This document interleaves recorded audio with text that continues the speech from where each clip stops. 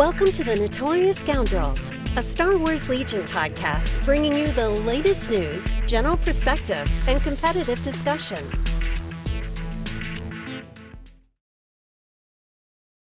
Hello and welcome back to the Notorious Scoundrels podcast. I'm Kyle. I'm here with Mike and Jay and Lucas again. What's up, gentlemen? Said again as if we didn't want him here. Yeah, what's up with Lucas? That? What's up with again?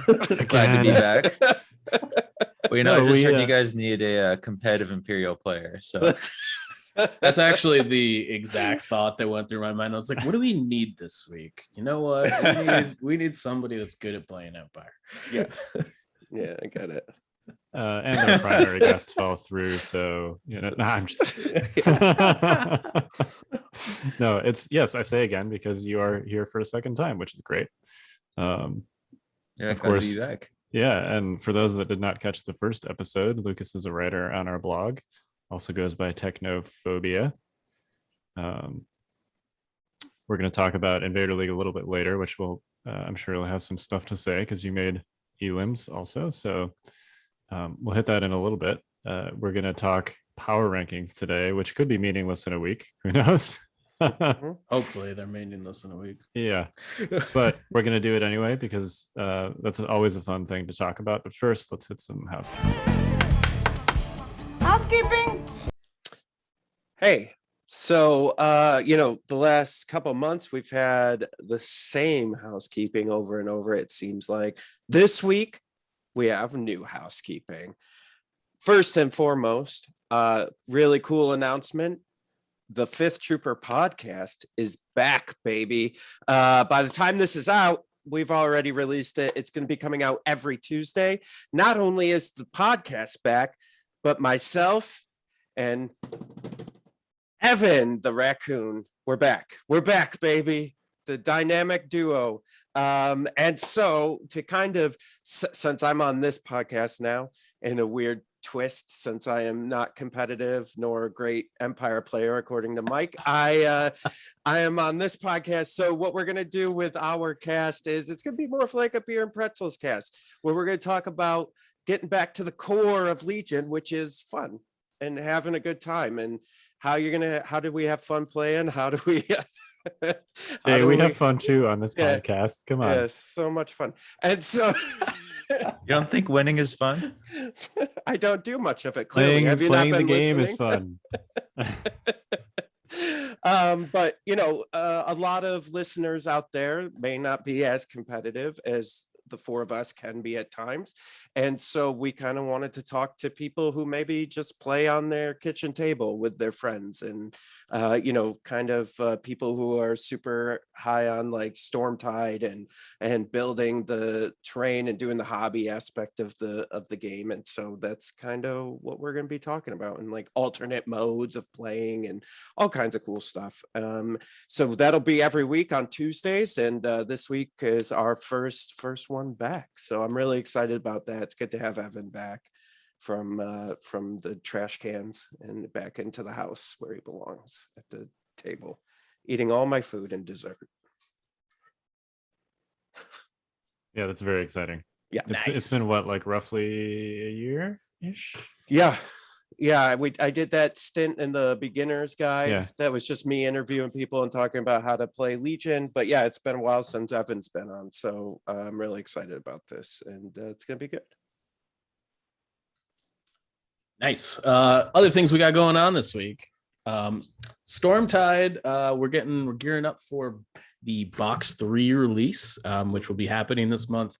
So a couple things there. If you are still looking to get into that, we have catch-up subscriptions that you can get boxes 1 through 3 all in one shot on the website, and then kind of catch up with your monthly recurring subscriptions through that. We will be starting, there are 2 big things that we want to talk about today in relation to Stormtide. The first, there is a number of cool narrative additions to your army that you can add through box 2 that get added via tokens and things of that nature in the box. And we are going to be releasing premium model versions done by Skullforge of all of those pieces this week on Friday. Yep. So we're really excited about that. There are 6 pieces in total, and I'm not going to go into exactly what they are because #spoilers, but be on the lookout for that. That will be a thing that you can do if you want to just pick them up before you play through box 2, so you're like ready to go. When you hit that part, you can get them ahead of time. If you want to wait and only buy the ones you need, because you may not add all of them depending on your choices, depending on the choices you make throughout Stormtide, you may or may not add certain things to your army. So basically those are going live Friday. And I'd also like to add, Mike, if I go may. for it. Yeah. You don't even have to play Stormtide to buy these. That's also very fair. Yeah, they're super cool minis that Jordan, actually it was a 3-way artist combo for these. It was myself, Lumberjack Nick, and Jordan from Skullforge that all did. Lumberjack Nick did his style. He has that really awesome cartoon style. I did some illustrations of these characters, and then Jordan did his 3D sculpting. So it was this really cool like combination of artists that got to work on these, and I'm really jacked about them. So yeah, they're just cool models to have for your army. So they look really good. They definitely it could be very easy stand-ins as like unit leaders and just about any list. So if you're looking for like custom models to spice up your army. Next thing that we're talking about as far as Stormtide goes, box 3 is coming out this month. So that means next month is box 4, which means we are headed into quarter 2, which is a new quarter that we're calling Dark Abyss. It's kind of like an expansion to the base Stormtide.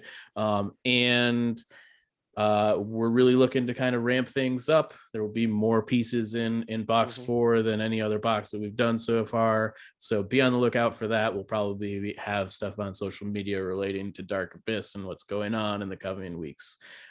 So get ready for some Stormtide. Woof, it is October already. It is October already, Jay. that just hit me. This year just like yeah. gone. Oh yeah, Patreon, right? Let's plug that. So all of these great guys that we have on the podcast and the blog writers and everything, that's all brought to you by you, the Patreon supporter. Thank you so much for supporting us. And if you like all the content that we produce and you listen to all our podcasts, that's Patreon's what helps keep all this going. And then we also have now a third podcast on the Patreon page. That's the 5th Trooper After Dark, where Mike and I and a selected number of other humans come on and talk about all kinds of more detail into Stormtide, or what lists we're playing, or what we fully think about certain decisions or Vaders, or stuff like that, where a little bit more long form into like niche topics where we don't really get to do that as much on here. And so so that's another bonus of being a Patreon subscriber. Yeah, and so we'll be doing a live Q&A this week on Wednesday. By the time you hear this, it'll probably already be over, but we'll have the recording up. But we'll have the recording up. Yeah. Additionally, the our next goal that we're kind of getting close to is monthly deep tactics webinars with Scoundrels, which will be like recorded and then put up as like a YouTube video.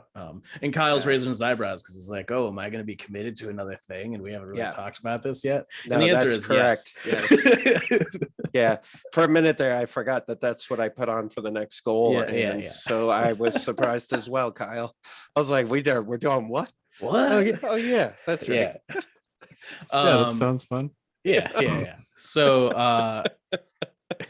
in any event, if you're looking to support us or looking to get in more into tactics, that's our next goal to reach.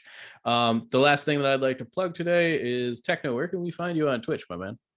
Yeah, it's behind my name, Twitch TV/Technophobia, TEKNOFOBIA. And you can also find me on the 5th Trooper blog. So I've been writing an article there each month if you want to learn some more about Empire. And one thing I like to do is put a more of a positive spin than a salty take on these units, because I think that will help you a bit more in identifying your strengths in your army. And I don't he's a think you're gonna have real to- competitive Empire player, so Yeah. we've need Yeah, to you don't a have to real be one. salty to be competitive. that's correct. And I don't think you're gonna have to try as hard to do that positive spin. Yeah. Yeah, I think My we're life gonna is talk gonna get a about lot that easier. today. We'll see. Yeah. Yeah. All right. Well, let's just jump right in. Yeah. Right. All right. So before we get to the power rankings, I feel like we need a power rankings drop. or something. Power. Power rankings. We're going to talk about the London GT because they're still doing tournaments in Europe, and unlike here, they do in fact have new releases in Europe. We've the shipping delays are what they are. I think the Kashyyyk Wave stuff in the US got pushed back to December 31st. Oh, Yep. did it get pushed Today? back again? Yeah. Oh, wonderful. That's That's really not good for them. it's not I mean like I don't know how much they can do about it. I'm Yeah. not saying it's anyone's It all fault or whatever. It's not- But depends. It objectively sucks. I mean, I just from the whole like being able to like get your stuff by like the Christmas holiday Yeah. thing, like that's a real, like that's when the sales happen, It is. Did I tell a story on here about how, like, so we're shipping out Stormtide, and the person who came and picked up our stuff's like, hey, it's real bad out there. I got a friend who drives truck out to the Los Angeles port. He like went to pick up stuff, and they're like, hey, we've got like 4 truckloads, and he's like, I can only take 1. And so like stuff is like just basically sitting on the port. There's boats like circling around in the Yep. ocean, like waiting to dock. Like, dude, it's crazy bonkers out. Listen, we're experiencing a delay with our mats right now, which is unfortunate, but it's all just part of this whole shipping nonsense. And I'm hoping the world gets back to normal, or maybe this is that push we need for robots, huh? Let's get some AI robots going. I'm not scared of the future. Let's make it happen. Let's put them to work. Yeah.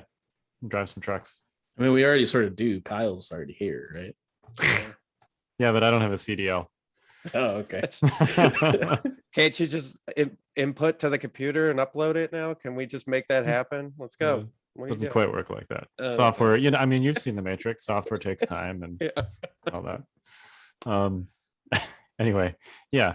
So, well, we don't have them here in the US. They do have the new stuff in Europe, including Yoda and including Burst of Speed. So let's take a look at basically what happened in this tournament in London. This is the London Grand Tournament, I think is the official name. Sure. That is my understanding. I believe Ellis Priestley. I believe I guess that's his real name. So, It but is. he's also on the Discord and stuff. So he runs it. Is what I was going to say there. That was the long way around. Yeah. Yeah. I was like, what's his name? And then yeah. You want to run through like basically what did well in this tournament? Yeah. This was not a small tournament. It was a 30-person tournament, looks like. Yeah, and this is my understanding, like very similar in size and form to like their version of like an LVO or a Gen Con or whatever. So yeah, we're gonna look at the top 8 today. Some interesting lists on here. So the winning list from the tournament, it was the only list that went 5-0, was a Rebel list with Jyn Erso, R2D2, a stacked fleet trooper unit with like extra dudes, scattergun, impact grenades, 3 naked Rebel troopers, 3 Wookiees with bowcaster and tenacity. And how can we have a Rebel list these days without the trusty AA5 loaded with all the options? It's got Shriv, Gonk, Unorthodox, Heavy Laser Retrofit, onboard comms channel. So that's an interesting list that won the tournament. The rest of the top 8 was composed of a Maul AAT list, an Anakin gunline, Rexstar, Cassian, Luke, Sabine, Clan Ren, R2, Hero, Hammery, List, Dooku B2s, and I save this for last because I think it's the most interesting, and it maybe emphasizes some points we've been making over the last few weeks. The only list that is double featured in this top 8 is none other than Darth Vader, Burst of Speed, Triple Dewbacks. Yeah. Notably, this is without any of the Vader changes / buffs that they previewed on their stream. This is literally just like current Vader at his current price with burst of speed. Yeah. Yeah. I mean this is essentially Hofberger's list from Lone Star Open, which finished in second at that tournament with no burst of speed. So Yeah, I think with the meta shift, it puts Vader in a much better place, and then burst just fixes his main issue of not being able to get there. And when you can bury Vader, he's got those sweet 6 command cards and 8 health, so it makes sense. Followed up with some dewbacks, and that's a whole lot of things you got to deal with that are flying in your face quickly. Do you think, let me ask you this, is it particularly dewbacks, Lucas, that could go in this, or could you sub out like speeder bikes and do just as well? Or do you think those are two different kind of like attack plans, I guess is the best way to say it? Yeah, I don't think you have to do dewbacks necessarily. But I think if you're wanting a threat to dive with Vader, you probably want dewbacks. Because right, you can get the triple move with new ways to motivate them, which just slingshots dewbacks real quick. And dewback similarly, right, want to get into your enemy's lines and just start attacking melee, and that just helps out Vader. I think you can totally back him with the gun line at the same time. Now he has burst, right? You can dive headlong in with burst and have your gun line just shooting off standbys as Vader's becoming a blender. Yeah, and incidentally, one of these lists actually sort of fit a gun line into it. It was a little different than like the activation spam triple dewback Vader list that we saw at Lone Star. One of these is he calls it Burst of Lizards, but it's Vader, and then he's got Shores naked, but then like a couple of Storms with the T21, that's the crit gun, as well as some Snows with an ion gun and impact grenades, in addition to the 3 dewbacks, of which 2 of them have the T21 crit gun, and then 1 has a flamethrower. So these aren't just like naked dewbacks running around with no gunline support. This is this is a reasonably beefy gunline behind 3 dewbacks and Darth Vader. So the year of Vader's coming. We'll see how this goes. Yeah, it's here in Europe, and once the points changes come in. Let me ask you this. You guys see a lot of people doing a Vader dewbacks and kind of copying net decking this version, or are we going to see maybe more like gunline support and back to like how we used to see the gun lines just with Vader and doing all his stuff? it's really hard to say without like knowing what other changes there are. Because like Storms are currently bad. If Storms are still bad, then I suspect you'll see a lot of this kind of thing where you just kind of go light in the core department and then throw a bunch of cheap high threat units in there along with Vader.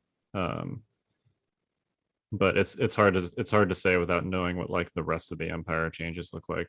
Right. Personally, I think you'll probably see people trying all kinds of stuff just because it's it's almost like, at least what they previewed on that stream, like a re-release of Vader. And when the game first came out, there was all kinds of like people running ATSTs with Vader. So I'd wager that you'll see all kinds of weird stuff going on. A lot of it probably won't work, but some of it definitely will. Yeah, I think depending on where Vader's points land after these changes, I think Vader could definitely hold up a lot of lists on his own. So we may see some lists that might not be that great built around him, but Vader's doing all the heavy lifting, and then probably over time, we'll start seeing what the actual best Vader build is. Yeah, I mean, like, I'm still not a huge fan of dewbacks. I'm gonna be honest. Like, they're fine-ish, but like, they've never been very good without Vader. Mm. Um, and I don't really know how much has actually changed in that department so far. Like burst of speed doesn't really change the dewback equation, I feel like. So when I played that Highlander list, I had a dewback in there, one dewback because it was Highlander. But what I found with that was I had Bosk and the ATSD, and with higher threat units, like the dewback was kind of less of a target and could get, my opponent was distracted and I would run the dewback up there and it would just start eating through core units. And so I wonder, that's where they do the best, is if you have something like a Vader with burst of speed, or even a Vader without burst of speed, right? Just a plain Vader that you're like, uh-oh, Vader's coming. And then you've also have these dewbacks, like, where are you going to prioritize your shots, right? And it's going to be on Vader. So I think having distractions makes them good. And so if there was other high threat lists that could fit 3 dewbacks and something else, I think we would see them more. I think it's also partially a meta shift that doesn't have to do with Vader that's bringing dewbacks back. Like with Lone Star Open, now we're seeing all these speeder trucks, aggressive threats running into your lines. It puts a lot more stock in a melee unit that can chase that down, tank a hit from that, and take out your opponent's melee threats.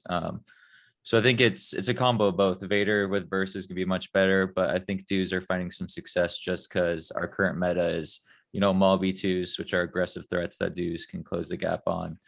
Same with the speeder truck. There's a lot of stuff getting in your face right now.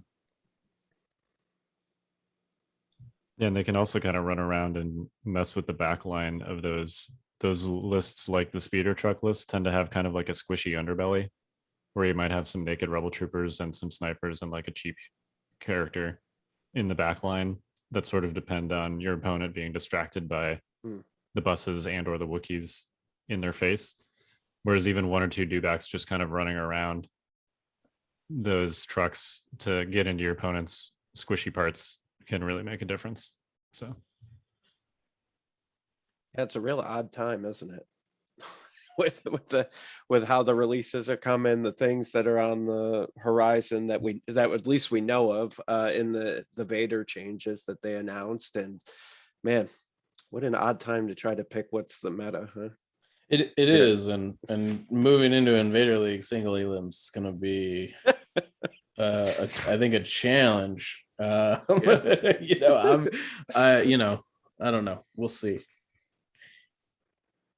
Yeah, it's going to be like the Wild West. I mean, we don't, I think lists are due on the 14th, and they've not announced any kind of like specific deadline for points changes to be legal. And it seems like they're kind of implying that if the points changes drop on the 14th, you're going to be able to change your list on the 14th. And that's certainly not enough time to get any practice games in with something new and experimental that you want to try. So I kind of love it.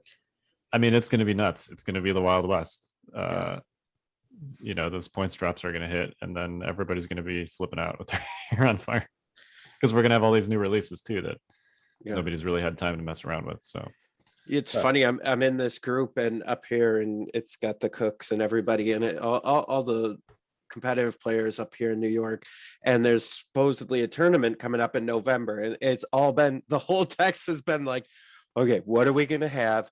Is the point change going to be here? What's going to be legal? Like, and we like no idea. Well, what if this is legal? Should we allow? Like, it's already like creeping into like real world tournaments where it's just like we have no idea what's when or how or who, and it's cool. I love it. I love the chaos. Yeah, somebody joked that there should be a tournament every weekend where the TO sends like an email or something to AMG, because there was one last week, I think, where I don't know whether it was email or it was on Twitch or whatever, but there was a TO that was basically like, hey, we have a tournament the weekend of October 3rd. Should I be worrying about points changes? And they were like, no, it's not going to be before then. So on the Discord today, somebody was like, "Hey, let's just do a tournament every weekend, and every week we'll be like, hey, should I be worrying about points changes this week for this tournament that I'm running?" And at some point, they're going to be like, "Yeah, maybe." Oh, Yeah. man. So I don't know. We're still in wait and see mode, I guess. Yeah, I think there's also going to be an interesting interim where we have all these Vader changes before burst of speed, and some Yeah. of all this other stuff. So I feel like since I expected burst out to be much sooner, I never really thought about that world. But at least like for SoCal Open, right? There's a decent chance that we get points, but very But no low burst. chance that we're gonna Yeah. have burst. Yeah. Yeah, I mean, that is an odd thing, right? With how they and they do this. They've always done this, but it's not an AMG thing. But they do it with Marvel Crisis Protocol, where like you almost have a chase for cards because one unit has these really kind of important cards, and you're like, okay, I got to wait for that unit to come in, and now it's delayed till the end of December. So I guess I do nothing, right? Where I feel like if they had a model where they could just, because cards seem like an easier thing to ship, right? Where you just release packs at the same time as all the units, then at least we could have the packs of cards in. And Yeah, like just release like the burst of speed expansion for $12 and just send a Yeah, 4 one copies of card. burst of speed. Yeah.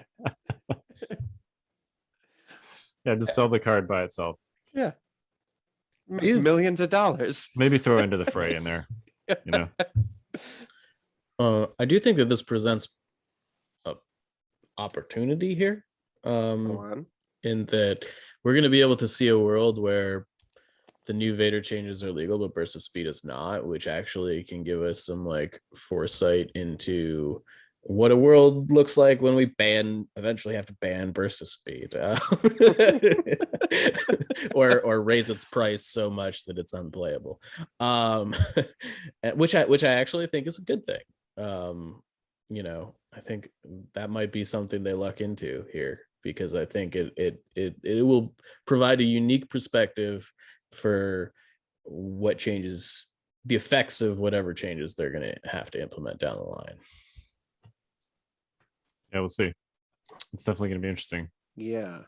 Well, and I think for us here in the States, right, we're going to be able to see a couple, because I think at this point it's only the States. And I'm sure there's some of you in other countries listening and going, well, we didn't get it either. But I've been seeing it all. I think Canada's got it at this point. I think Europe's got it. Australia's got it. Like, so there's a lot of countries and continents that have seen the new stuff, and we haven't. And now it's end of December probably that we'll see it. So there's going to be this real weird world where we're all going to tournaments playing one version of the game, and the rest of the world's going to be at tournaments playing a completely different version of the game. And so it'll be interesting to see, because I think that's how you learn, right? Like we always talk about trying new units, playing different lists, like doing all this different stuff so you play. So I wonder what the learning curve is going to be that we learn, or that our counterparts overseas learn with these different games, and how that's going to affect the meta moving into 2022 when everything gets lined up again. Which, I mean, at this point, I don't know how it could ever get lined up again. Well, that's going to be interesting, because they have said, with no specificity, but they have said at some point they will do a world championship again. Yeah. And if this sort of legality lag persists until whenever that is, you're going to have European players that have all these models and stuff painted up that they've been playing with at tournaments for possibly months. And then they're going to be like, oh yeah, you can't bring that to the US. Yeah. You can't bring that to the world championships. It's not legal.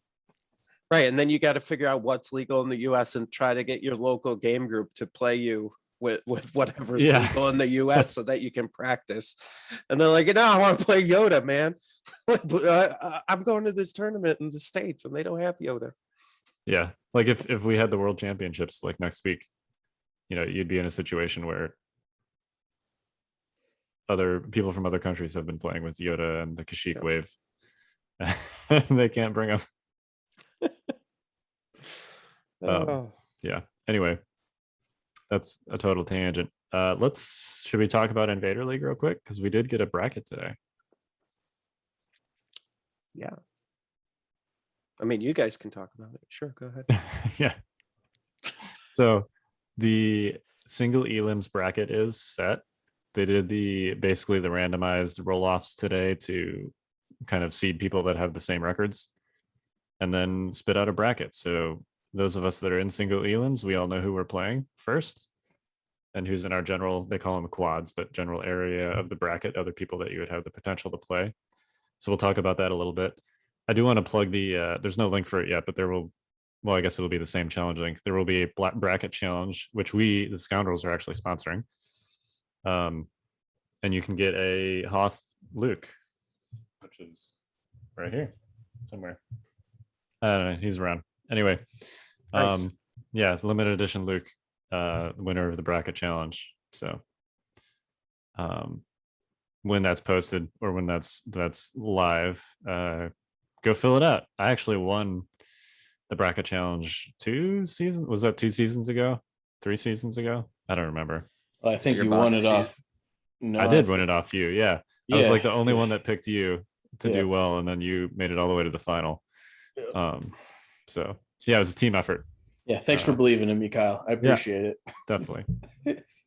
I did terrible last season. So What do you mean you did terrible? Oh, you mean in the bracket challenge. I did perfectly fine in the tournament, but yes, I did badly in the bracket challenge. Yeah. Yeah, let's talk. You guys want to hit our bracket spots real quick? Lucas, Sure. where are you in this thing? I am smack dab at the very bottom. So if you go literally to the bottom of the bracket, I'm right there. Technophobia. I ended up going 5-0 with 7 points. And so I'm playing my first game against Nostrus, who went 4-1. I'm not familiar with the player, haven't heard their name before. But in my quadrant above me, I have the Terrain Studio, who's Sean Morris, who I've played before. So potentially he's the other 5-0 in my quadrant. So we may see each other in the next round. And yeah, I was pretty happy with the 5-0 record. This season, I had a fairly difficult group. I had JJ and Karma 5 in it, JJ's Juggernauts. And so none of the games are washouts. So I was very happy with the 5-0 finish because those are some tough opponents. Did you play Umpire in round robin? I did. Yes, I should also say that I'm playing Empire, playing double bounty, similar to last season, except I dropped the 11th activation for a 10th activation and went all Stormtrooper captains with O push. On those turns where you need that action when you're suppressed, it's worth losing the activation. And the double aims where you can give a Stormtrooper one from an officer, then O push, they hit hard. They hit real hard. So that's what I was running. I was pretty happy with it. And if you guys are interested, we have an article in the blog because I ran a similar list last Invader League. The only person to win a game as Empire was my claim last Invader League. Awesome. So hopefully this time there'll be more Empire wins. So when Elims rolls around, you'll get to be the guy that's like, no, really, I've been playing Empire this whole time. Yeah, exactly. And meanwhile, Mike and I will just be like, yeah, we're meta chasers, whatever.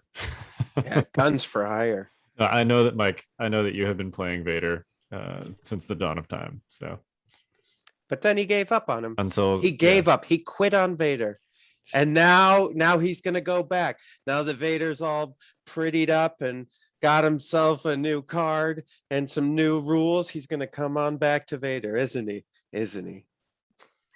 This right here is why politicians can never do good. All right. Yeah. Where are you in the bracket, Kyle? I am kind of in the middle. Almost, lower quad, I guess. There's 80 players here, so it's sort of hard to maybe 60% of the way down. But I'm facing Stabcast Ryan Slowowski in my first game. So Nice.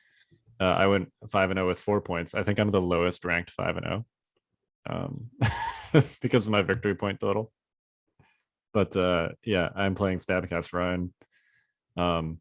If I win that, then I have one of Who Kicked My Dog, Mediocre Mitch, or Luke Cook in my second game. So whoever kind of digs themselves out of that three-way scrum, if I were to beat Stabcast Ryan. That's who I would face.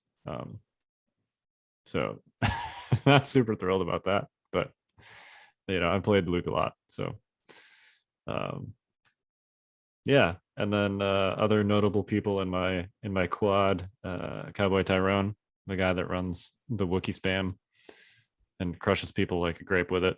And then Matten from Germany, from the German YBTL team, who I've actually never played. So one of the only players I think from that team that I haven't played. I played like 3 Germans in single elims last season, and he was not one of them. So yeah, that's me. Nice.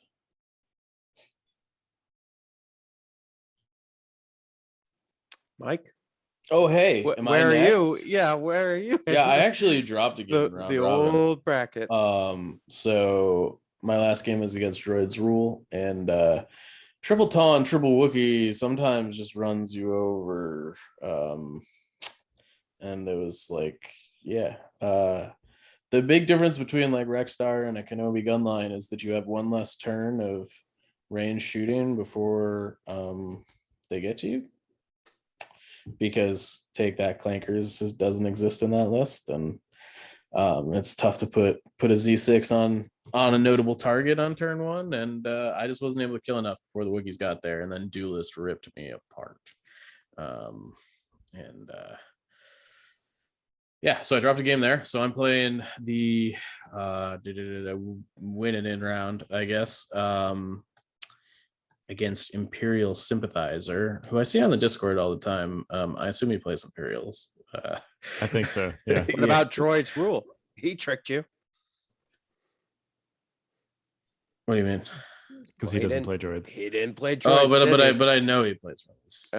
Well, that's the thing. Man. Just saying, names aren't everything. Yeah, he does play droids. Sure. Yeah. And Sometimes. then my round 2, if I win round 1, will be against ASAP. And he's I believe part of the Legion Academy Terrain Studio crew. And then Jace. Yeah, Jace. Oh, Chase. Yeah. And then if I get through that, I'll be playing against GM Smithers or Reha, who I haven't played against in a while. So that would be fun. After that, it's kind of a crapshoot. Yeah, it's kind of hard to look past like that second round. Yeah. I guess third round. Yeah. So there's a lot of notable people in my pod. The other people like DePinto and Cirillo are on the other kind of half of my quad there. So there's 5 or 6 names in there that could deal potentially lethal damage. So yeah. Well, it's very exciting. Go ahead and get your folks check out the bracket challenge and get your bracket picks in. That will probably be up by the time this episode airs. Well, So. explain that. What do you mean? Oh, so it's like March Madness. You can basically fill out, for those that have done, March Madness, college basketball, you basically go on there and you pick who you think is going to win each match, and then you end up picking a winner for the bracket. It's a single elimination bracket. So, and then your bracket is like scored based on how well your picks go. So if I was somebody who wanted to do that, where could I find the bracket? It is, the link for the bracket is on the Discord. It is it's challenge.com and the /ILS7SEBC, but just go on the Discord. Legion. That's the link. Legion Discord. The Legion Discord. Yeah. Go on the Legion Discord and check that out. It's all the way down in the Invader League channels, but I'm sure that you'll be able to find. I'm sure that it will be posted in the main channels too at some point. So yeah, I think that's a fun way to kind of participate, and it makes it a little bit more like March Madness, right? Like there's going to be a ton of streamers streaming all different games. I don't know if all of them will end up getting streamed, but a good chunk of them will. And you can go fill out the bracket challenge and then go root for your favorite player in your Twitch streams across the Legion universe. It'll be interesting. So yeah, it's always fun. Never Yeah. know what's going to happen. You don't. It's craziness, especially now when we might get new units and points changes before elims. Oh, So- Yeah. good stuff. I have This no could be idea what like- I'm gonna run yet. Yeah, I don't. I mean, I don't either. We'll see. I know what I'm gonna run. Well, I know what I'm going to run if we get points changes / Yeah. errata, but Vader. if yeah, I mean maybe if you're listening to the Stabcast, Ryan, definitely maybe. It's a maybe. Strong possible, like 60% chance, anyway. Yeah, it's funny, people have already started the mind games in the single elims Discord with like bids and what they're going to run, and yeah, it is interesting knowing like who you're going to face before you get to submit your list. Because I mean, certain like known players have tendencies, and those tendencies probably still persist even through things like errata and points changes. Ryan's So, going to play Rebels. I can tell you that right now. I mean, I assume so. Yeah. In before he submits some weird like clone list or something. Yeah. Just to throw everybody off, and then picks up one of Tim's lists of triple dewbacks or something. Yeah. All right. Let's move on to power rankings. Wow. There's our cut in. That was pretty good. Yeah, I thanks. think we should just clip that right there. I'm sure Mike can do that, right? I can do anything. With enough time and fortitude, this man's unstoppable. All right, let's do. So we're gonna do 3 things here. We're gonna do top 5 keywords, top 5 Alright. units, and then top Alright. 5 command cards. Oh, good. All right. With little to no preparation. Yeah, no, this is gonna be like a straight hot take segment, basically. So let's do top 5 keywords. And we'll just plow through one at a time here. and In then we can- order, 5 to 1 or 1 to 5. Let's do worst to best. Let's do worst to best, I think. Worst to best. Okay. Yeah, Yeah. that really builds the suspense of That's what we're gonna so say. much. That's so much harder. That is I was significantly gonna more say extend difficult. like my Yeah, first 2. You're but welcome. Jay, do you Let's want to do- kick us off? since Let's you came do it up as with- a group. I don't think we should do it individually. What do you mean as a group? Like, Yeah, we'll just all come to a consensus. There's 4 of us here. We'll pick our favorite one, and then we'll figure out a 5th. Why don't we do this? Yeah. Maybe this is, how about we each pick one to form 4 of the 5, and then we all agree on a All fifth. right. I'll go first. Fine. Okay. Ready? wait, hang on. I got an idea. All right. All right, let's each pick our favorite. Yep. Yep, and then we'll end up with one left after that. What if somebody just Then you get totally. I'm going screwed first. and I'm you going have first. to, All right, Jay first. pulling the strings? Mm. Interesting. Kind of hard to argue with that one, actually. So here's the thing, right? Like, pull the strings is hard. Like, it would be I don't know. It would be insanely busted if it was on a stormtrooper unit, but it's Right. not, right? Yeah. Like, Whoa, we didn't have to contextualize this. You just said the top 5 keywords. well, I given think it. context is important. Screw right? context. Just pick your favorite. Okay. All right, Jay's favorite is pulling the strings. all right, my favorite is Pierce. Pierce. I think that's. I like it when I can have like a guaranteed outcome. Makes it a little less math you have to do. Yeah, I think that's very fair. Mike.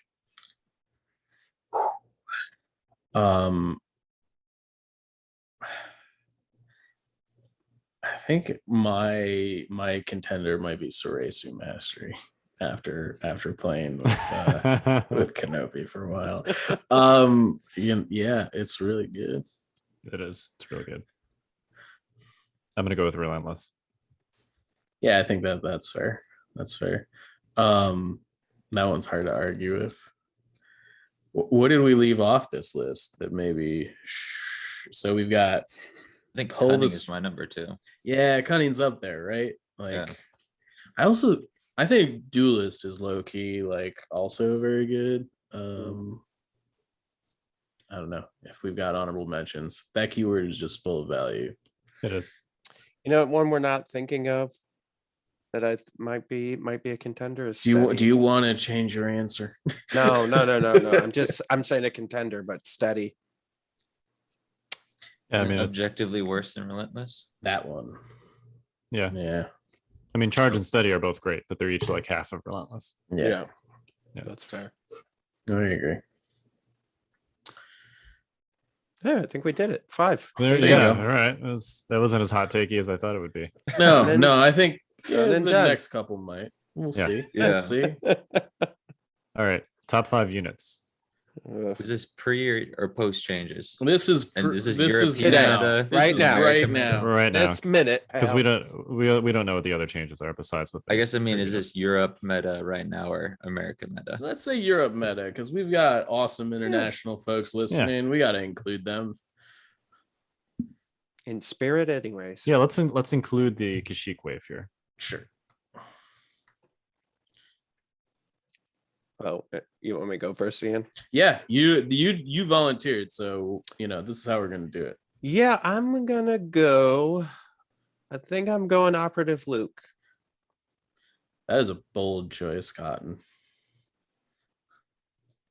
I mean, he's good. Yeah.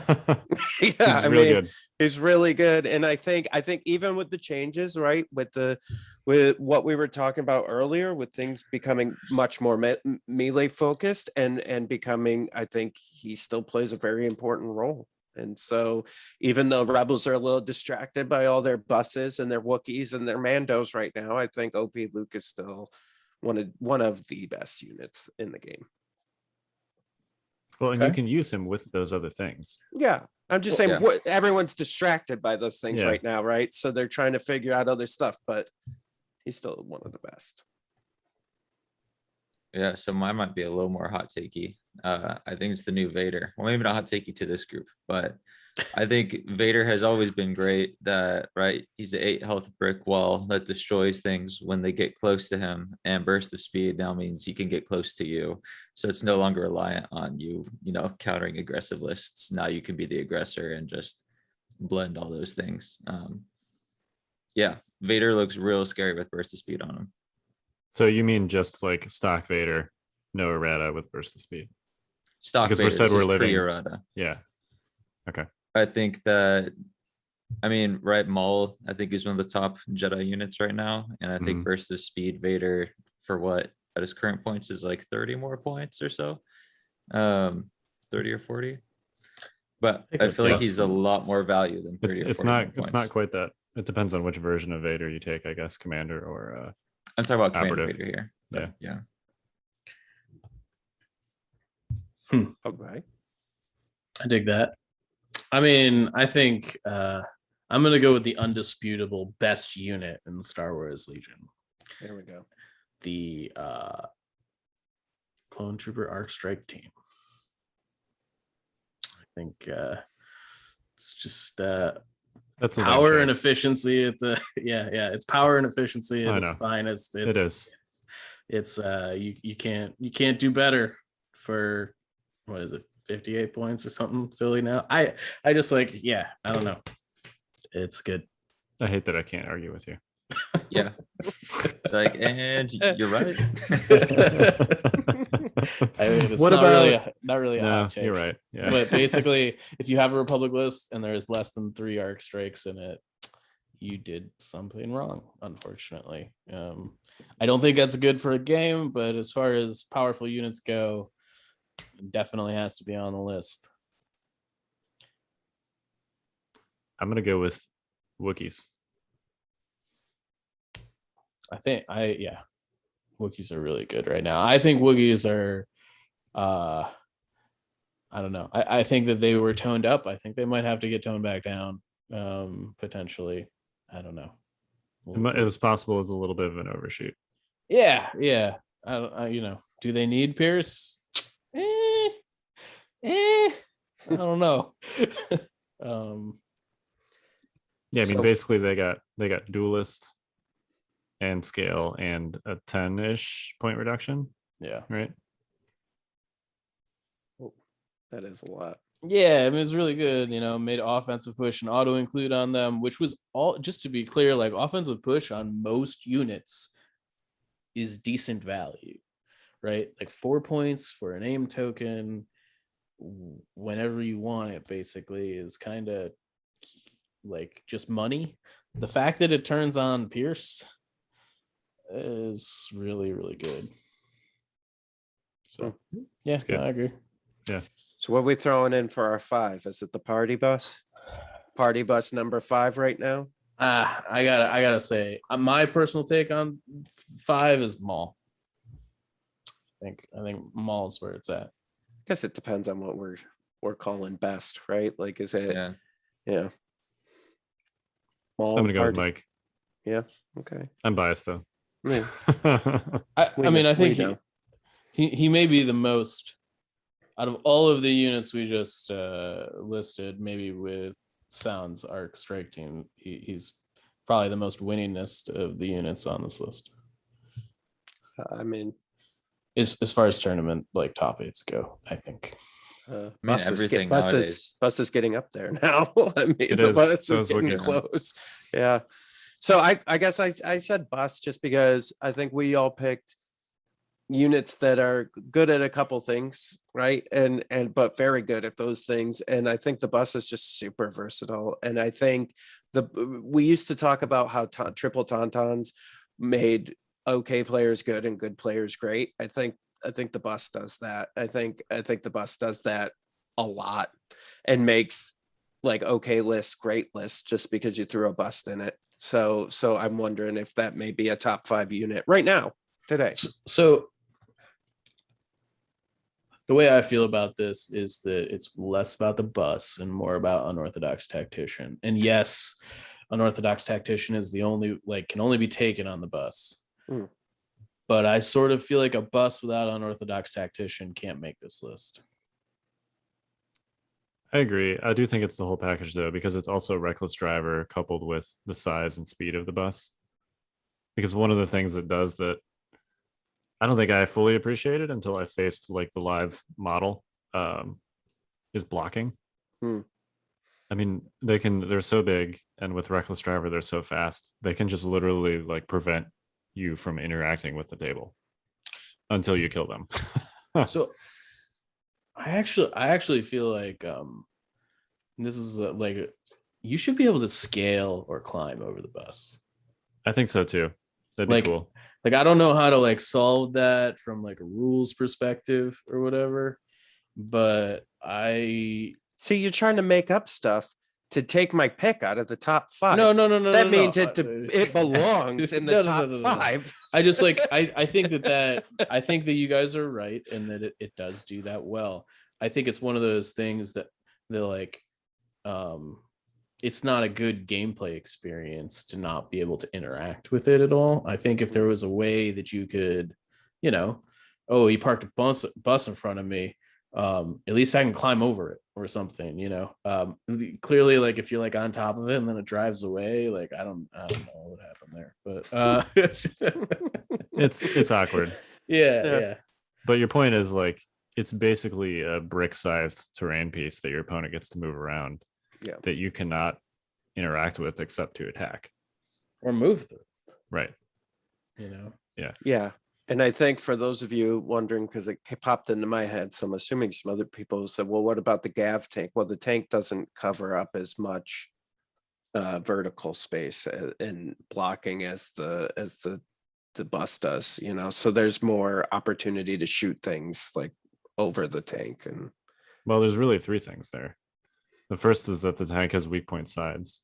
Yep. So if you do like the skid turns where you're getting maximum value out of your blocking, you're also exposing a weak point to your opponent. The second is that because it's not a repulsor vehicle and it's shorter, it can't go over as much terrain. There's a lot of terrain that the Bus can just like essentially fly straight over because it's a repulsor and it's tall enough to clear it. Whereas like the Occupier can barely legally clear a barricade. Yeah, as I found out. Yeah. So that's the second thing. And then the third thing is Reckless Driver. The Bus can move 3 times or once for free and then do some other stuff, the tank has to. Yeah, I actually, guess like, maybe I was spend an just action. thinking more of like base size and the fact Yeah, that yeah. you can't move through it or climb over it, right? Right. It's still a similarly weird shape Yeah. for this game.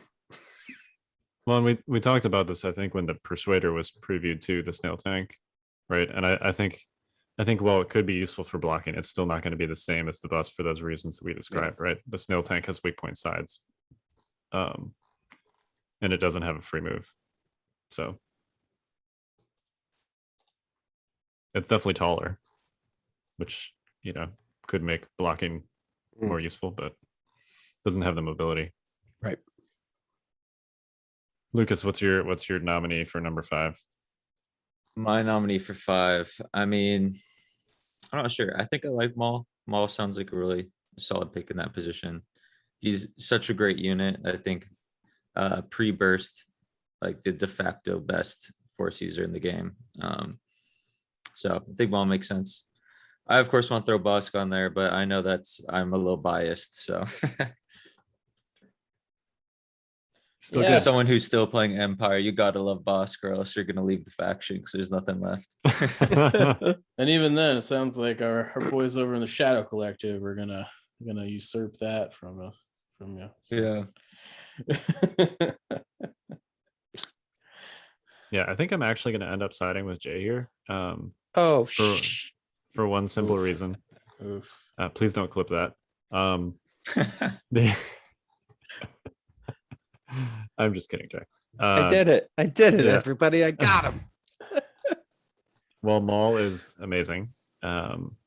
He's definitely, the point you made about Tons turning, bad players good and good players great, and how the bust does something similar. I think that's largely true with any force user, to include Maul. Even if they're like amazing, your margin of error is still pretty low. Like if you mess up with a force user, they're just gonna die. Maul that goes- specifically, maybe. Maul is the most fragile force user for multiple reasons. But that goes for Maul. That goes for Jedi Luke. That's probably going to go for Vader 2.0. Maybe Maybe not as much as the other. I mean, he's got 24 effective health, which is like 50% more than any other force user. So I guess we'll see. Yeah, But- and that's like before dodge. I don't know. Yeah. That's if you use the Darkness Descends non-divulge thing that they talked about, where you get free surges. Yeah, it just doesn't include the turn where he's immune to damage and the other turns where he has. Yeah, I don't know. He's gonna have like 2 dodge tokens on average. So yeah, I know. I'm just saying, like, in general, with any force user, no matter how durable they are relative to other force users, if you mess up with them, they kind of just die. So we'll see whether that applies to Vader 2.0 or not. I suspect it still will, but we'll see. Anyway, yeah. So I'm going with Jay here. I'm going to pick the bus. Oh, we are at a tie, boys. Nice. I was on an island, but then Kyle came up with that sweet, sweet raft and saved me. So here we are. it's just business as usual. Saving Jay and his lifeboat. So what did we end up with here? We got I don't even know anymore. Arc Trooper is number 1. I think we Yep. unanimously agreed on that. Yeah, okay. So Arc Troopers 1. Yep. Wookiees was on the list, right? Wookiees was on the list. It's probably Jay, 2. what was your first nominee? OP Luke. I'd almost put him up at like below Maul. So I'd almost say that he's like 6 on this list if we're gonna. Sure. Same. Yeah. All right, if we're Agreed. adding Mullen, okay. Yeah. So I'd say like number 3. This is me personally. Number 3 bus. You guys would probably put Maul 3. I'd put Maul 4. Mhm. The Wookiees. You already 5? said Wookiees. Wookiees Did I already was number say 2. Wookiees? Vader, That'd be Vader. Oh, Vader. Vader. Yeah, I'm sorry. Yeah. Vader with burst. and then OP Luke coming in at 6. I'm comfortable. I'm comfortable with that. I think, I don't know. It's hard. It's weird making a top 5 without Rex in it. Mm. Here's the thing. Like Mhm, mhm. Rex himself is not really a power piece. He's not. Like he's yeah, he's the General Veers. He's like how General Veers should, or Leia should feel, I think, in their respective factions. Maybe a little he's probably a little overtuned, but I think the fact that we're seeing a ton less of Rex right now speaks to the fact that maybe he's okay. Or that he's just being hard countered by some of the other stuff we listed, notably Wookiees and buses. Yeah, I mean, which, okay, that's fine, I guess. I mean, I don't know. Like, tough to say without it shaking out, but like, he's what a support hero, like 100-point support hero should look like, you know? I don't know. Yeah. I agree. He's definitely the best support character. Well, because he does what he's supposed to do, right? Like he supports the units that he was designed to support. And like someone who plays Veers a lot, he's supposed to support heavy in vehicles, but it always feels like half measures. Like you're like, all right, he needs one more thing. Like one more thing would get him over this hump, you know? But you're still like putting binocs on him or something to try to like just get some extra value out of him, you know? And you know, his one pip just isn't as strong as it used to be. And I think for me, Rex is less so that Rex is really strong. It's more the clone keyword, and Rex just happens to be like the clone keyword commander. Totally. You have the generic, right? But a lot of Rex's other stuff synergizes. So I think, right, he's obviously really good. Rex Star was a terror for a long time. But for me, at least, it seems more the clone keyword that did that. And Rex just, happens to be the commander that augments that. I also think the fact that he has 5 command cards, essentially. Yeah, the generic command cards are great. Like the generic 1 pip, you don't really play with him, but like basically the generic 2 pip or the generic 3 pip could have Clone Captain Rex printed on them, and it wouldn't be far from the truth. He also sort of uniquely among support commanders has like a built-in aggressive melee unit defense with Call Me Captain, which is pretty unusual. Usually if you're running like a support commander, you're running something that is akin to a gun line and you're going to be weak to that kind of thing. But Call Me Captain gives you like a nice soft counter to it. That's the thing, right? Like I just like against Droid's list last week, I much would have had Rex to defend against charging Tauntauns and Wookiees than Kenobi. It's just like, it's very unintuitive. I don't know. Yeah, that's super awkward to say, isn't it? Like, yeah, it's like this is what Kenobi should be good at, right? Yeah. But Rex is just like, no, we're just gonna kill them all. You know, it's I don't know. You don't have to deal with melee threats if you kill them before they get anywhere near to you. Yeah, and then once they get there, like you just blast them with Rex in the backfield. You know. Well, let me ask you this question. This is in line and going to be a lead-in into our next top 5. You ready? Can we go backwards in erratas and put coordinated fire back to what it originally was, and it would be fine now? No, that would be so busted. I think it would be fine now. Aren't we all complaining about Take That Clankers and how that's awful, and this is just like a way easier, more powerful version, kind of? No. I think it would be fine. Well, it was busted back in the day when it was a stormtrooper that you're aiming up with a DLT, right? Now it's never been in the wild with Shores, Jay. Yeah. In its original form. I agree, but this is a different era, right? There's a lot more out there, and if we wanted to stop shaking your head at me, Kyle. You gotta listen to me. He already Kyle. agreed with you. If it doesn't matter, kick him off the boat. I think you could put coordinated fire back to where it was going to be, and I think it would put Empire back into competition. I don't think it definitely would put. I don't think it would be as over powerful as you guys are making it up to be. I think I can just imagine like RT-97Cs on all your storms, and you start with like 3 aims up to 4 aims up to 5 aims up to 6, and like your last RT-97C is like hitting with 9 hits. Well, and even in the original version of coordinated how is that any different than Clone Troopers? Well, because Clone Troopers only get to do it once. Yeah, you're actually duplicating aims with the Why original not? coordinated fire. That's how it worked. Like you literally Yeah. photocopied extra aims every time you spent them. I remember. And now there's I was there. I know. I just like now there's more ways to do that, right? Because you have specialists, which didn't Mhm. exist before in the original version of coordinated fire. You have captains with offensive push. You have binocs, which weren't out. You have shores with target, which also were not out. Like there's so many more ways to generate the aims that you would then photocopy. All right. When that was a thing, like during the quote unquote coordinated fire meta, when it was just storms doing it, people were devising ways to use like comms techs and stuff with veers just so the first unit in your chain could start with 2 aims instead of 1. Like, because it was like an exponential curve at that point. Like, I don't know. Yeah. When you start with 2 aims as opposed to 1, everything gets worse for your opponent a lot faster. Mhm. Yeah, you're literally doubling your aim photocopy Xerox Maybe machine. that's okay. Jay, there are a lot of With other the things. bus You see and how much the damage a 7 Wookiees. aim attack does when you have 9 dice in that pool? Yeah, it does 9.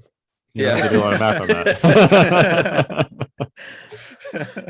I don't know. I understand what you guys are saying. I don't think it's as hell and brimstone as you're making it out to be. I think it would be all right. There are many less feels bad ways to make Empire great again. They should feel bad. They're the Empire. Like they should be oppressive. But that's their whole thing, right? I think everything will be fine, Jay. Yeah, we'll see. All right, let's do top 5 command cards before we get too off the rails here. Sure. Original coordinated fire is mine. I'm not, to be honest, I'm not sure OG coordinated fire makes a top 5, but we'll see. All right. Somebody else want to start this one? I can start since I've been making you guys start and I've been going last. I'm gonna go with the Now You Will Die. I mean, are we okay? Let me ask you this, because I'm not disagreeing with you at all, Kyle. But is it tied to the unit? Or are we just saying command card alone is a great command card? I mean, I think it has to be tied to the unit, but I also think that would be pretty damn amazing on like Jedi Luke. Yeah. On Vader, Commander or Vader. Yeah. Okay. So well, because my command card may be controversial just because I think unit does not back up with the command card. Well, that's part of the context when you make your argument. It's like debate club, and never was part of debate club, Kyle. Anyway, I'm gonna say Now You Will Die. All right, Lucas, why don't you go next? I think for me, it's probably fear, surprise, and intimidation, just because like it does everything. It has cunning, so you're going first. It gives a unit with no charge, no steady, relentless. It lets you, shoot out of melee, so you can use both your weapons.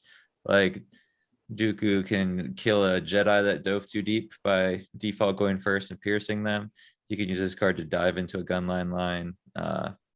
Like it just kind of does everything. And Dooku if Dooku didn't have that card, he would not justify his cost, which kind of shows how powerful that one turn is. Kind of like, and now you'll die. Like you're bringing Palp because of that card. I think you're bringing Dooku partially because of this card.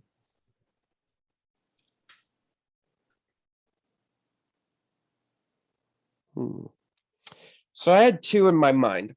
I'm just gonna give one though. Trained in your Jedi arts. And here's why. And this is why I was kind of like separating it, because I know Grievous doesn't do as well, but the card when it goes off and you can get Grievous in position is a pretty devastating card. If you can get him into the middle, right? Like he's kind of a Vader. He was supposed to be like a Vader-esque, like I'm gonna just plow into your units and your army's line and do some crazy stuff, right? And so if you can get him there, which sometimes you can't, but if you can get him there, being able to shoot anything at range 1 and having versatile and disengage and suppressive and all that stuff it's really, really good. That's where I was going with, like, kind of separating it from the unit it's tied to. But as a card, if you can make it work, it's a really good card. My problem with that card is it's flunked so many times for me.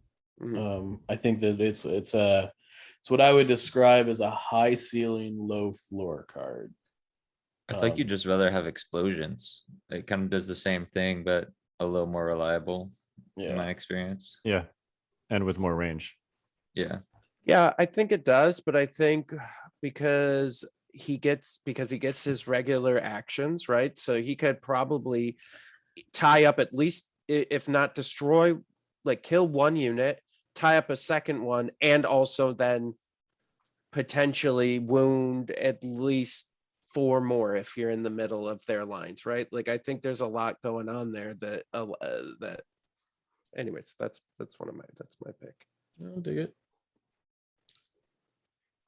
I'm gonna go with Master of Evil, and I think it was game breaking before Vader was good. Man, are people in for a rude awakening to how good that card actually is when you don't have to spend it just for a dodge token on the way in. Yeah, when you can comfortably make sure that you spit out, 24 to 30 suppression tokens without taking an action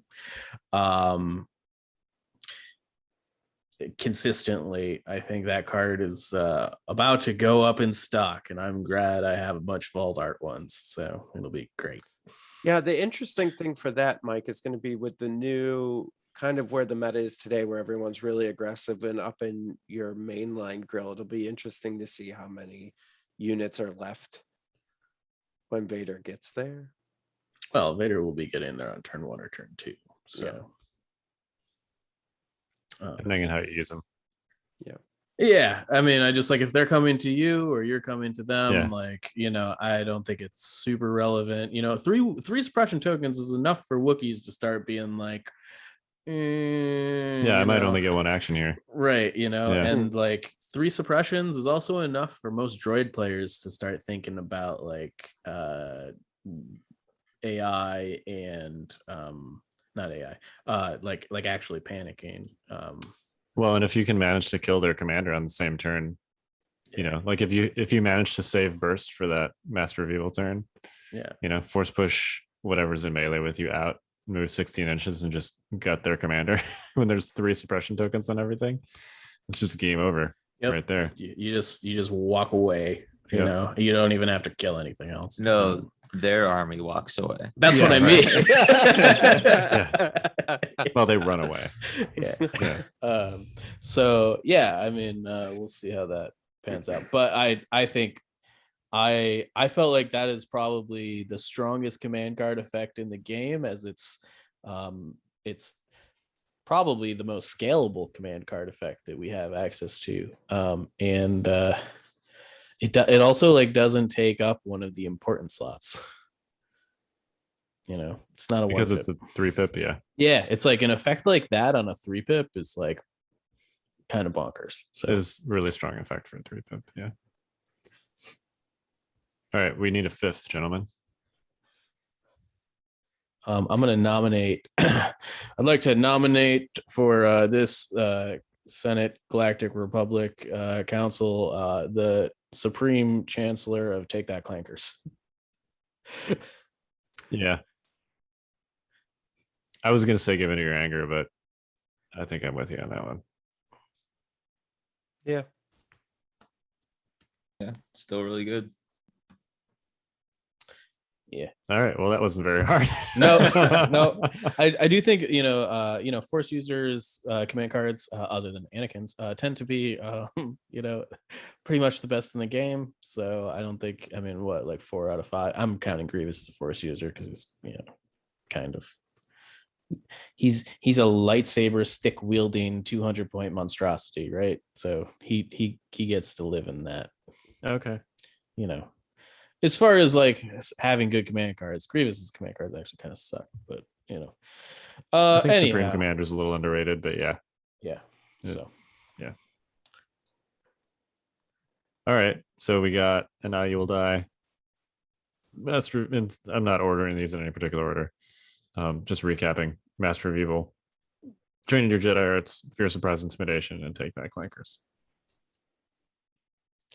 Anything else you want to throw in consideration there? Lying in wait. I was gonna say Reptilian Rampage is an honorable mention for me. Yeah, Like, that's a good what one. cards allow you to take 3 moves in a turn, or like just double tap something? Or Like, attack twice. Yeah. yeah, He kind of got over, like, I don't know, the whole Callus Lando thing, but like ISB investigation has potential. That's a really good one. Yeah. Oh, also Iden's 3 pip. Tax strike. Attack Strike. Tech strike. Like that command card makes the 3/3 possible. Can Yeah, we? I Go think ahead. all those ones we named, like honorable mentions, all have a lot of other stuff that like have to happen with them, right? So it almost takes away from their greatness. Well, and I think it's maybe informative as to what the problem with the Imperial faction is when we have a list like this. Like, they have a lot of powerful effects. It's not like their cards are bad, you know. It's just the stuff that they support isn't great. Yep. It's tough when course. your core unit, your core unit is like objectively the worst core unit in the game. Yeah. Makes Yeah, I it hard. still like my stormtroopers, but yeah. Right, but your stormtrooper units are what, 90 points? Yes. So they're not really stormtroopers anymore. Right, exactly. Like, I mean, you Yeah, know, that's the same price as a B2 with an HA Yeah. so and a like, T series. you know, when you're looking at the difference between, like, you know, rebels can take DLTs, you know, B1s can take, you know, what are like 54 points for a good B1 unit, you know? Yeah. It's just like, I mean, good is relative, but yeah, it's 54 points. So it's kind of hard to complain about anything at 54 points. right, I mean, it's like it is efficient and does its job, right? Right. You know, always they're- gets 2 actions, I might add. Right. Yeah, their offense is actually objectively worse than DLT 20 Stormtroopers. 100%. But they're also like 12 points cheaper. So Yeah. Yeah. All right. Well, that I think unless anyone has some final thoughts, that includes our little power rankings hot takes, which will be outdated within a month. Immediately. Hopefully they're Within a outdated. week. I strongly think Master of Evil might be at the top of the list. That one's not going to be outdated. I feel Yeah, pretty yeah. confident Yeah. about that. Yeah, it'd be actually funny if points were like, so typically we record on Monday nights and release You on know what's gonna Wednesdays, happen. and No, it's watch points happen like Tuesday. And this episode is completely worthless. No, I will just title this episode something like the last conversation about pre-errata, whatever. There you I go. don't know. Yeah, there you go. It's all about the sale. Yeah, you got it. There you go. All right. Any final thoughts, gentlemen? No, I think I'm ready for whatever points changes coming our way. You know, Kyle, we talked a little bit about it beforehand. We're like, it's kind of feeling stale. You know, part of that is like all the releases are postponed. I think the other part of that is there's just some things that need to get fixed. So I'm excited to see whatever fixes they have in the works. And I'm excited to talk about them when they happen. So. Yeah, I'm excited for the changes. Hoping that Empire gets a lot of love just to make, obviously it sounds like Vader's could be very viable, but I'd love to have the rest of Empire also be viable as a, you know, an Empire stan myself. And I'm super psyched for Singly Limps for Invader. It's gonna be a lot of fun. Kind of chaos after all this switches, and just it'll be fun to see some of the top people just kind of going for it. Yeah, hopefully it's a situation where you can run like Krennic or Iden or Veers or an ATST or whatever, and somebody doesn't look Yeah. at your list and be like, but this doesn't have Vader in it. You know? Mhm. Yeah, I would love to see a world where like I see an Agent Callus on the table in a competitive game for the first time ever. I don't know. He's like maybe the only character I've never seen in a competitive Legion game at this point. He's real close. I used him a lot in Yavin based team league. And I feel like if he was like 10 or 15 points cheaper, he'd be great. He's just like, he's kind of at everything. And he comes with a pretty steep price tag. And I feel like you'd just rather take something a little more specialized at that price. Yeah, I'm with you. I just like, if I had to pick something in the Imperial faction to get some love, it'd be Agent Chaos. So. All right. Well, hopefully next week we'll be talking about some hot new points changes in errata. Speculating wildly. And if not, they're means. Probably stuck on a boat coming from China. Yeah, it's they're they're mailing the hard copy over. Yeah. That's what they're waiting on. Mhm. I'm sure it's with LFL or something. That approval process is apparently brutal. So AMG probably doesn't even know when they're going to be released. So all right. Well, we are the Notorious Scoundrels. I'm Kyle. I'm Mike. I'm Jay. I'm Lucas. Stay fresh, cheese bags.